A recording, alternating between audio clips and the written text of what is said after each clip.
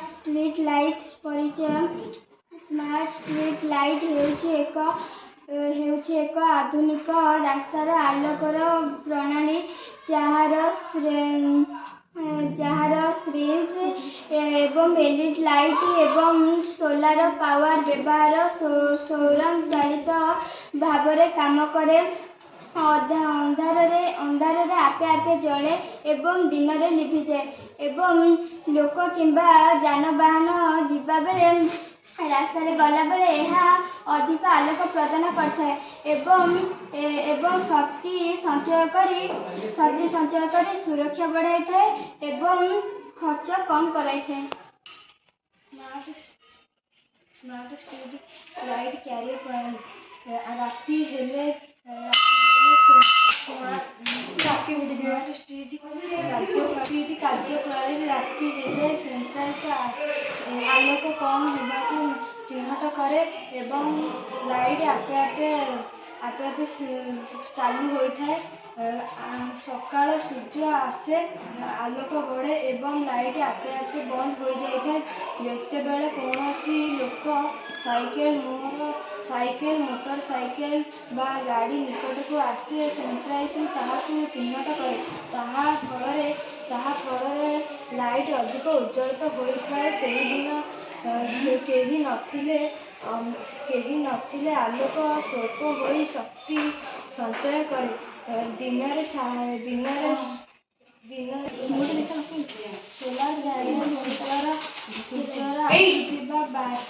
ସୂର୍ଯ୍ୟରୁ ଆସୁଥିବା ଆଲୋକକୁ ବ୍ୟାଟେରୀ ସାହାଯ୍ୟରେ ସଞ୍ଚୟ କରେ। ରାତିରେ ବ୍ୟାଟେରୀର ଏନର୍ଜିରେ ଲାଇଟ୍ ଜଳେ। ଦ୍ୱାରା ଲାଇଟ୍ ତଥ୍ୟ କଣ୍ଟ୍ରୋଲ ରୁମକୁ ପଠାଯାଏ, ଯାହାଦ୍ୱାରା ମେଣ୍ଟେନାନ୍ସକୁ ଖୁବ୍ ସହଜ କରେ ଓ ଦ୍ରୁତ କରେ। ଲାଭ: ଶକ୍ତି ସଞ୍ଚୟ। ସାଧାରଣ ଲାଇଟ୍ ତୁଳନାରେ 60ରୁ 80% ପର୍ଯ୍ୟନ୍ତ ବିଦ୍ୟୁତ୍ ବଞ୍ଚାଏ। ରାସ୍ତା ସୁରକ୍ଷା ବଢ଼ାଏ। ରାତିରେ ଭଲ ଆଲୋକ ମିଳୁଥିବାରୁ ଦୁର୍ଘଟଣା କମିଯାଏ। ପରିବେଶ ବାନ୍ଧବ।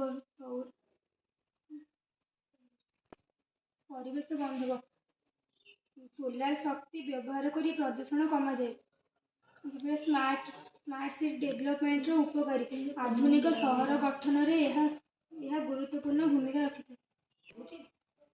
ସ୍ମାର୍ଟ ଷ୍ଟ୍ରିଟ୍ ଲାଇଟ୍ ହେଉଛି ଏକ ଏମିତି ଉନ୍ନତମ ପ୍ରଣାଳୀ ଯାହାର ଆଲୋକ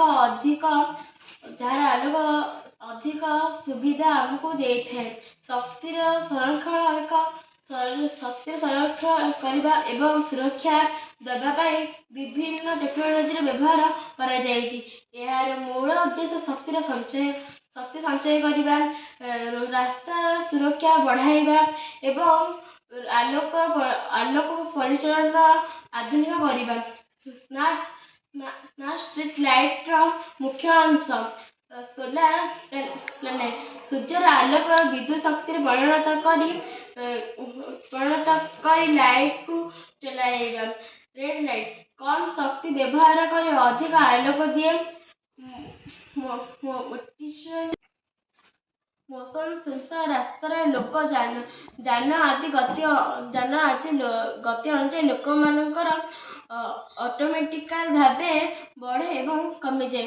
କଣ୍ଟ୍ରୋଲ ୟୁନିଟ୍ ଏଥିରେ ସମୟ କାର୍ଯ୍ୟ ଅଟେ ଏବଂ ଅଟେ। ସ୍ମାର୍ଟ ଷ୍ଟ୍ରିଟ୍ ଲାଇଟ୍ ହେଉଛି ବିକଶିତ ନବୀନ ଭାରତର ପ୍ରତୀକ। ଶକ୍ତି ସଞ୍ଚୟ, ପରିବେଶ ସୁରକ୍ଷା, ସ୍ମାର୍ଟ ଟେକ୍ନୋଲୋଜି ସୁରକ୍ଷିତ ଯାତାୟାତ ପରି ରୂପେ ପରିଚାଳନା କରେ। ସୋଲାର ଶକ୍ତି,